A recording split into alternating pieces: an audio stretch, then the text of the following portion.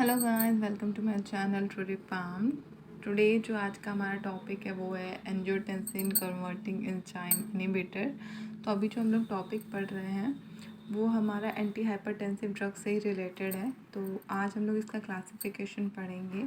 Classification पढ़ने से पहले हम लोग ये जान लें कि एंजियोटेंसिन कन्वर्टिंग एंजाइम इनहिबिटर्स होते क्या हैं। तो जो ACE इनहिबिटर्स होते हैं वो ऐसे मेडिकेशंस होते हैं जो हेल्प करते हैं वेन्स और आर्टरीज़ को रिलैक्स करने में, जिसकी वजह से हमारा जो ब्लड प्रेशर है, जो बढ़ा हुआ ब्लड प्रेशर है, वो क्या हो जाता है कि लो हो जाता है। ठीक है, ये क्या करते हैं, ये जो भी एंजाइम प्रेजेंट होता है हमारी बॉडी में, जो कि क्या करता है एंजियोटेंसिन 2, जो एंजियोटेंसिन है ना, उसमें क्या होता है एंजियोटेंसिन 1 जो है वो 2 में कन्वर्ट होता है। ठीक है, किससे? एंजियोटेंसिन कन्वर्टिंग एंजाइम की मदद से। तो वो उसी को क्या करता है कि प्रिवेंट करता है, रोकता है कि भाई तू मत जा। ठीक है, और अगर वो जाता है तो उसके वजह से क्या होता है, ब्लड वेसल्स जो होती है वो नैरो हो जाती है। नैरो होने का मतलब पतली हो जाती है, जिसकी वजह से BP हाई हो जाता है। हमारे हार्ट को बहुत ज़्यादा फोर्स के साथ काम करना पड़ता है, तो इसलिए क्या होता है कि BP हमारा इंक्रीज़ हो जाता है। तो यहाँ क्लासिफिकेशन में आप सबसे पहले देखेंगे इनालाप्रिल। इनालाप्रिल का स्ट्रक्चर बहुत सिंपल है। मैंने हमेशा ये बोला है कि जब भी आपके पास कोई बड़ा स्ट्रक्चर अगर दिया होता है तो उसको हमें ब्रेक कर करके पढ़ना चाहिए। जैसे कि मैंने यहाँ एक ट्रिक अपनाया है। ये मेरा स्ट्रक्चर है, ठीक है, मैंने इसको अलग अलग कलर से यूज़ किया है। जिससे इसको मैंने R पॉइंट किया है, R1 and R2। So R पे जो है वो मिथाइल ग्रुप अटैच है, R2 पे ईस्टर ग्रुप। क्योंकि यहाँ पे देखते हैं जो ईस्टर ग्रुप का होता है RCOO होता है, मतलब एक यहाँ पे R ग्रुप होता है, एक R ग्रुप होता है। यहाँ पे ईस्टर ग्रुप हमें दिख रहा है। यहाँ पे हमारा पायरोलिडिन 2 कार्बोक्सिलिक एसिड, तो बेंजीन के साथ CH2 लगा हुआ है। यहाँ पे एक ईस्टर ग्रुप अटैच है। फिर यहाँ पे बीच में एक अमाइन ग्रुप है।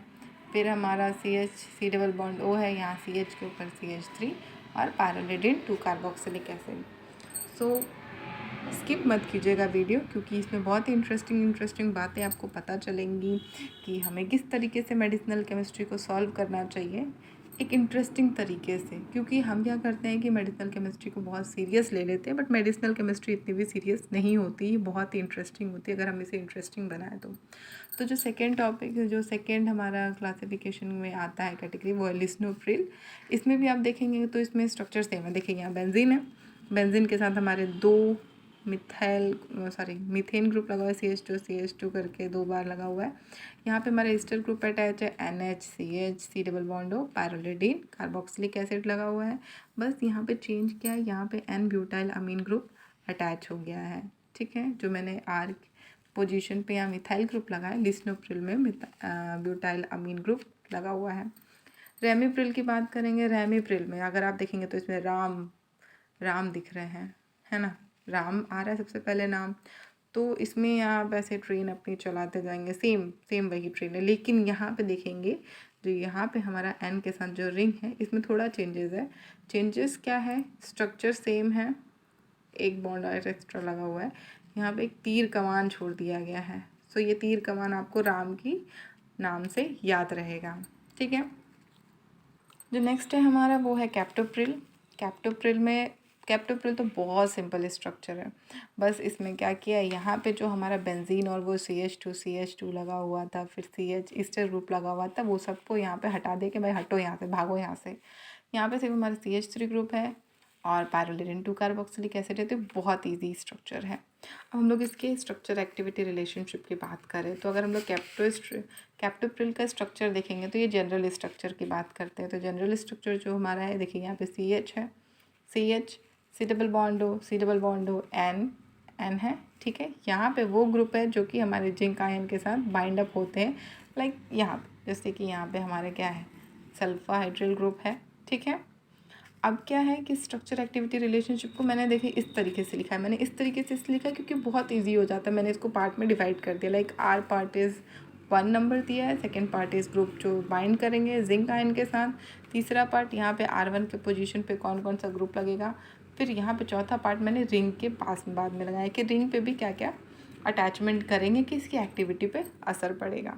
सो जो पहला हमारा है, हम लोग यहाँ से चलते हैं आर पोजीशन पे।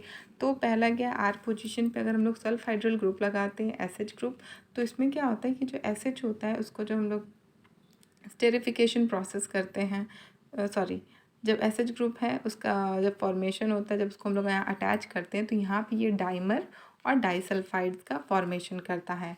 तो इसकी वजह से क्या होता है, इसका जो ड्यूरेशन ऑफ एक्शन होता है वो शॉर्टर हो जाता है। अगर यहाँ पे कार्बोक्सिलेट ग्रुप लगाएं, ये जो एसएच ग्रुप है ये कैप्टोप्रिल का एग्जाम्पल हम लोग यहाँ दे सकते हैं। कार्बोक्सिलेट ग्रुप, दो ग्रुप है अटैच कर रहे हैं हम लोग, एक एसएच ग्रुप है, एक कार्बोक्सिलेट ग्रुप है, एक कैप्टोप्रिल का एग्जाम्पल हो गया, एक लिस्नोप्रिल का एग्जाम्पल हो गया। तो ये क्या करता है, प्रोड्यूस करता है ओरली एक्टिव प्रोड्रग्स को, ये प्रोड्यूस करता है।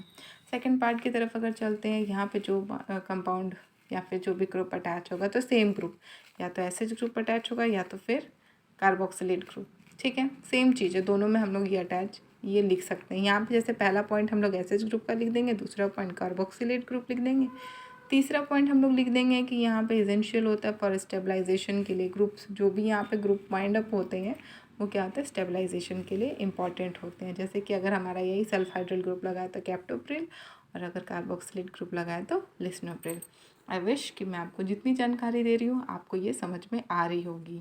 तो हम लोग आगे बढ़ते हैं यहाँ तीसरे पार्ट पे। तीसरे पार्ट में क्या हो रहा है, R1 लगा हुआ है, तो या तो ये CH3 ग्रुप हो सकता है। CH3 ग्रुप क्या करता है, एलानाइन की तरह वर्क करता है।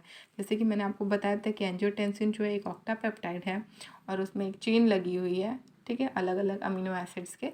तो यहाँ पे ये क्या करता है, एलानाइन की तरह काम करता है। जैसे कि इनालाप्रिल में CH3 अटैच है। अब यहाँ पे अगर एन ब्यूटाइल अमीन अगर अटैच होता है तो ये क्या करता है, लाइसिन की तरह काम करता है।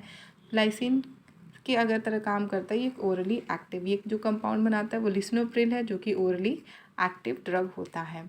उसके बाद चौथे पार्ट में जाएंगे, तो चौथे पार्ट में एन रिंग में हमने हर जगह देखा कि COH लगा हुआ है। C डबल बॉन्ड OH क्या करता है, C टर्मिनल कार्बोक्सिलेट को स्टिमुलेट करने के लिए काम होता है।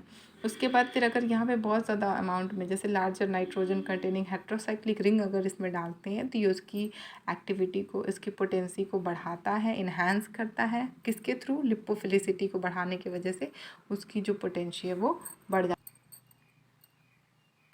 फार्माकोकाइनेटिक